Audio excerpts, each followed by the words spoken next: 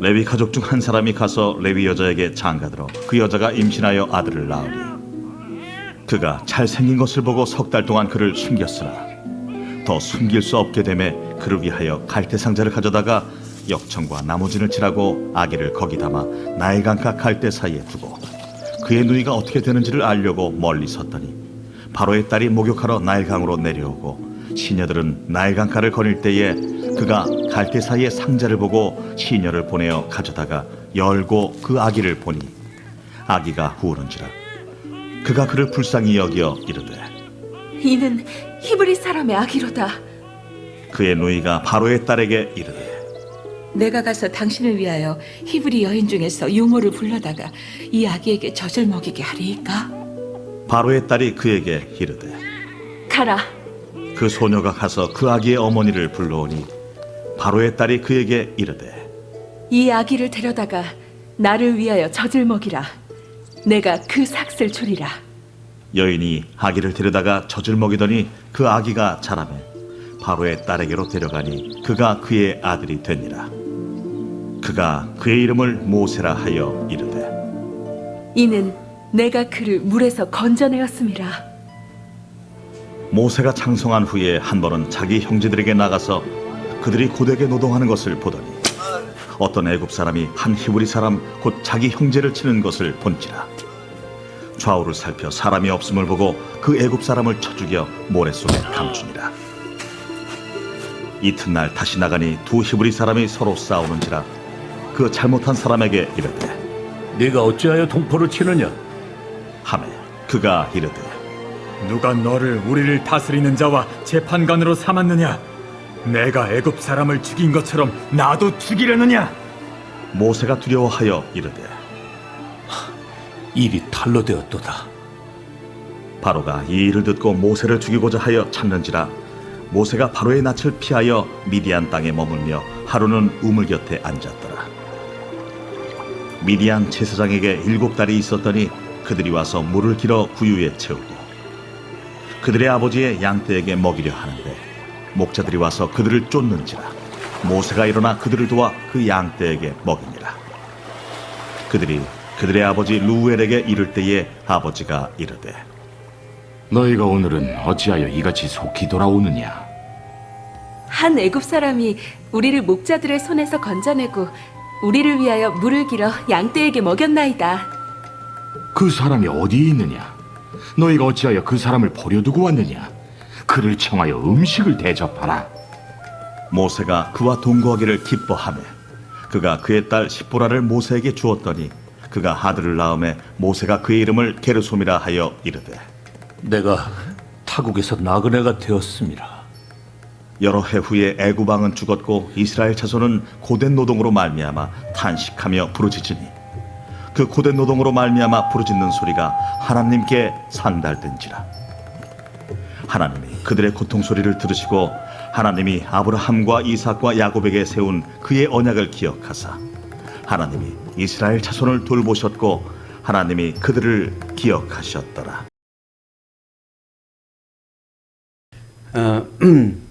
여러분들은 여러분들의 자녀가 어떤 인물이 되기를 원하십니까? 예전에 타임즈에서 이 3500년 인류 역사상 가장 뛰어난 리더십을 가진 사람이 누구인가 해서 조사를 했는데 연구를 한 거죠. 그리고 거기에서 1위가 누가 선정이 됐냐면 누가 됐을까요? 오늘 본문의 맥락에서 보면 모세가 됩니다. 모세가 3500년 역사상 가장 위대한 리더십을 가진 리더다. 그랬습니다. 그리고 오늘 이제 그 모세가 태어나는 이야기, 그리고 모세가 도망가고 그 나중에 모세가 이제 그곳에서 광야에 생활하는 이야기가 나오죠. 몇 가지 이제 이야기 하나 해드리면은 이제 모세의 어머니가 이제 요게벳이 이제 갈대 상자에 넣고서 이제 나일강에 흘러 보냈는데 그것을 마침 그 공주가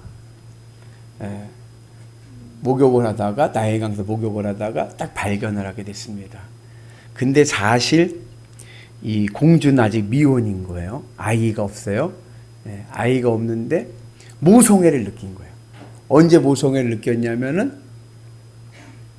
언제 느꼈어요? 오늘 보니까는 모세가 울어. 네, 딱 여니까 아이가 앙 울잖아요.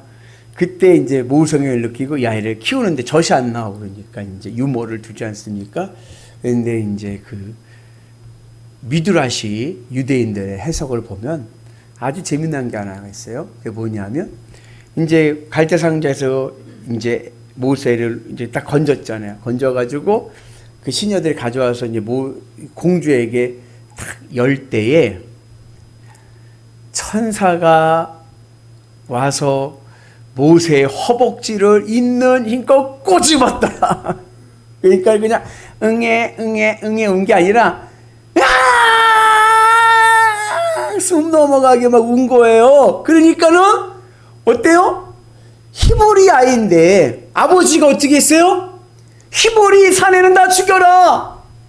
그럼에도 불구하고 그 모성의 그 불쌍한 핏덩어리 그 생각이 딱 든 거예요. 그래가지고 천사가 모세 허벅지를 있는 힘껏 꼬집어가지고 모세가 아주 그냥 숨 넘어가듯이 울어가지고 그래서 살아났다. 그 얘기가 하나가 있고 또 하나 이제 모세라고 하는 이름의 뜻이 뭐냐? 건져내다요. 애굽어에서 온 겁니다. 이집트어에서 온 거예요. 건져내다 모세.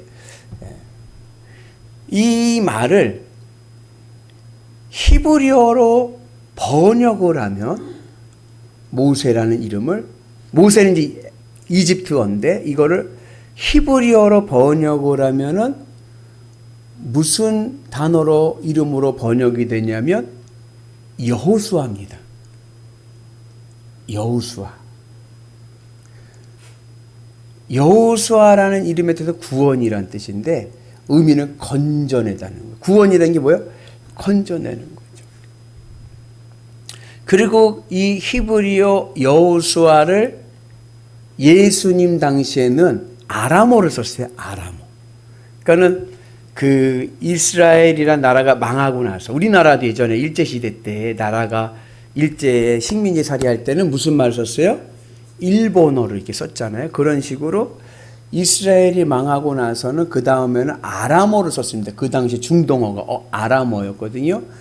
그래서 예수님 시대 때 예수님의 말씀은 아람어입니다. 신약 성경은 헬라어로 번역이 됐죠. 헬라어로 기록되어 있지만 예수님은 헬라어를 하시지 않았어요. 예수님은 아람어를 쓰셨습니다. 그래서 우리가 잘 아는 아람어가 있습니다. 그게 뭐예요? 엘리 엘리 라바 사박다니 했더니 뭐예요? 이게 나의 하나님 나를 어찌하여 버리셨습니까? 이 말은 아람어입니다. 그 조크인데 그 어느 옛날 시트콤에서 그런 얘기가 나왔어요. 애들이 이거예요. 짤짤이 해보셨나요? 장로님 짤짤이 해보셨나요? 아, 우리 장로님 너무 모범생이셨어요. 전 짤짤이 해갖고 쫄딱 망했습니다. 수학여행 5,000원, 그래 중학교 2학년 때 수학여행 아버지 어머니가 준 용돈 5,000원 가지고 전철에서 영등포에서 경주 가는데 짤짤이를 5,000원을 다 잃었어요. 그래가지고 수학여행 3일 내내 손가락 빨고 다닌대요. 돈이 없어서 하드도 못 써먹고 뭐도 못 써먹고.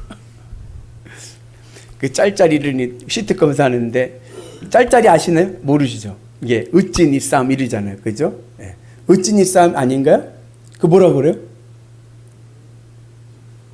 우리 동네 으찐이 싸움 했는데 뭐라고 그래요? 이창봉 권사님? 이창봉 권사님도 안 해보셨어요? 리얼산스라고 그러나요?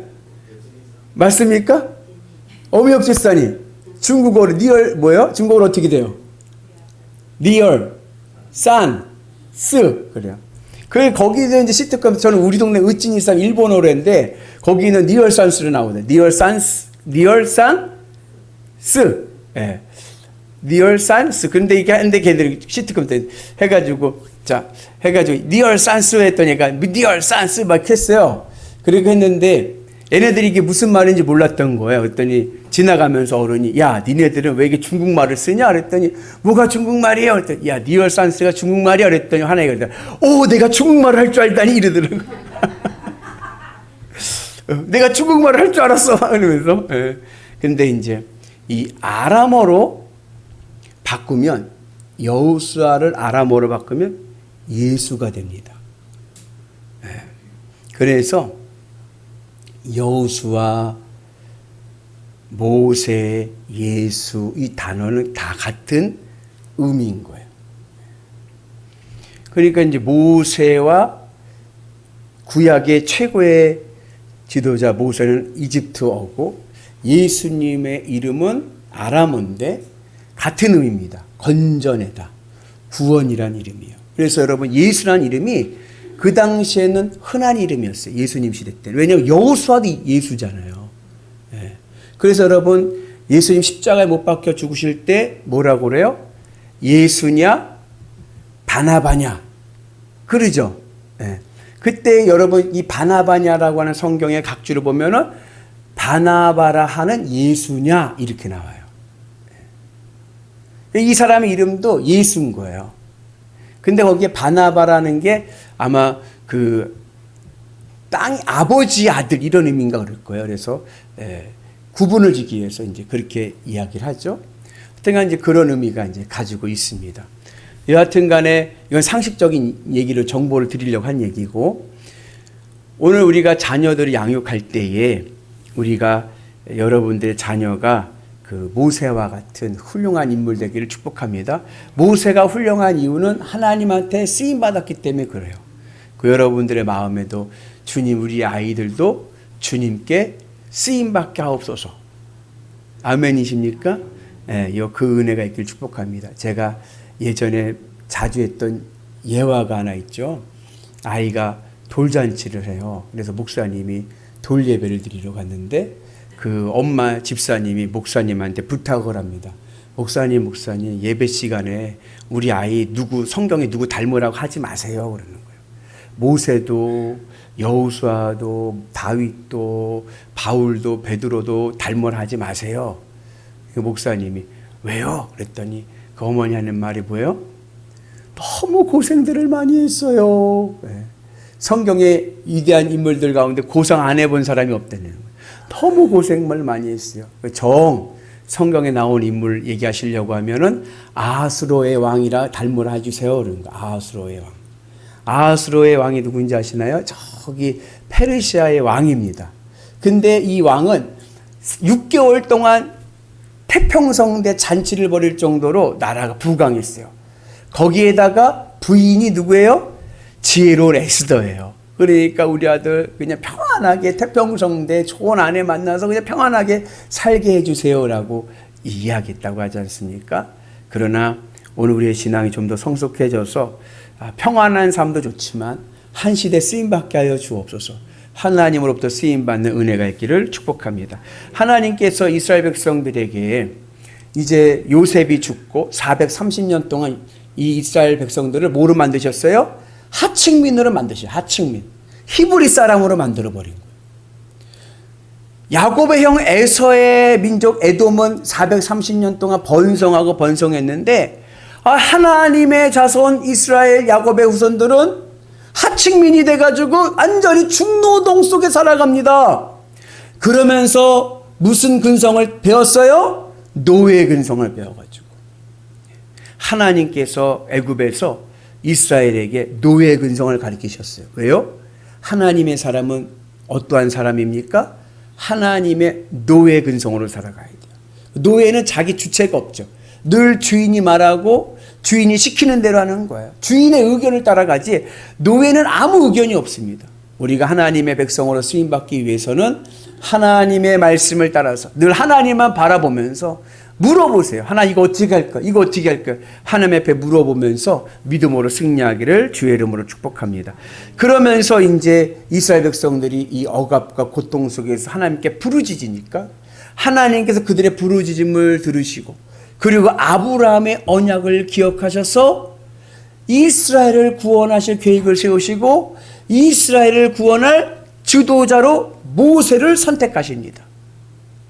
근데 이 모세가 태어난 이야기를 하게 되면 모세가 이제 태어나가지고 3개월 동안 숨겨서 키운 거예요. 엄마가. 숨겨서 키웠는데 이 3개월이 지나니까 이제 어떻게 돼? 애가 목소리가 크죠, 이제. 커지고 막. 그러니 걸리면은 온 가족이 다 죽으니까 이 아이를 갈대 상자에다 놓고 나일강에다가 보냅니다. 그리고 그 나일강에 갔던 것을 그 공주가 건지고, 공주가 젖이 나오지 않고 아이를 케어할 수가 없을 때 마침 누가 따라갔어요? 그 물길을 누나 미리암이 따라가가지고 딱 보고 마침 가서 뭐라 그래? 아이고, 우리 마을에 젖이 나오는 유모가 있어요. 그래가지고 모세의 유모가 되게 해가지고 모세를 잘 신앙적으로 키우게 돼서 하나님 앞에 쓰임받게 합니다. 여기서 우리가 오늘 말씀이 모세 만들기인데 여러분들 자녀가 모세와 같이 큰 인물 되기를 원하는데 몇 가지 우리가 2가지 정도의 신앙적인 교훈을 얻기를 원합니다. 뭐냐면 첫째는 우리가 자녀를 대할 때 어떻게 대하느냐예요. 여러분 보통 물은 어디서 어디로 흘러요? 위에서 아래로, 북에서 남으로 흐르죠. 근데요, 나일강은요 반대예요. 나일강은 아래에서 위로 흐릅니다. 지구를 이렇게 보면은 아래에서 위로 올라가요. 남에서 북으로 흐릅니다. 여기에 우리가 신앙적인 교훈을 찾으면 우리가 자녀를 대할 때 어떻게 대해야 되느냐? 위에서 아래로 대하는 게 아니라 아래에서 위로 올라가도록 대해야 됩니다. 그래서 이 세상에서 제일 낮은 자리가 어디냐? 그게 바로 주님의 십자가의 자리입니다. 그 당시 십자가는 가장 흉악범들, 가장 저주받은 인생이 서는 곳이 바로 십자가의 자리인 거예요. 그 낮은 자리에서 주님의 십자가를 내 마음에 품고 자녀를 보는 거예요. 그냥 내 마음이 자녀를 위에서 보게 되면 어떻게 돼요? 욕심이 나죠. 자녀에 대한 욕심이 있어요. 부모에 대한 욕심이 있어. 그래가지고 이렇게 하고 저렇게 하고 막 어떻게 좀 인물 만들어 보려고 막 애를 쓰잖아요. 근데 그러지 마시고 내 마음을 주님의 십자가 자리에 내려놔서 주님의 십자가 자리가 내 인생의 본전임을 깨닫고 자녀를 보는 거예요. 그러면 그 자녀를 통해서 하나님의 섭리를 보게 되고 그리고 하나님이 맡겨주신 뜻을 이룰 수 있는 은혜가 있게 될 줄로 믿습니다. 그래서 어느 곳에 가든지 우리의 자녀들이 주님 앞에 쓰임받는 은혜가 있기를 주의 이름으로 축복합니다. 그리고 그러기 위해서 또 필요한 신앙의 자세가 뭐냐면 요게벳입니다. 요게벳이 모세를 키우는데 뭐로 키워요? 무슨 자격으로 키워요? 유모의 자격으로 키워요. 유모의 자격. 부모는 자녀에게 유모가 돼야 됩니다. 유모. 유모는요, 자녀에게 욕심이 없죠. 그죠? 유모는 그저 뭐 하는 거예요? 젖주고, 입혀주고, 닦아주고, 씻겨주고, 먹여주고. 그게 유모가 하는 일이에요. 더 이상의 욕심이 없습니다. 그래서 우리의 자녀들이 이 시대에 큰 인물로 하나님의 사람으로 세움받기를 원한다고 하면 자녀를 대할 때 나는 이 아이의 유모다.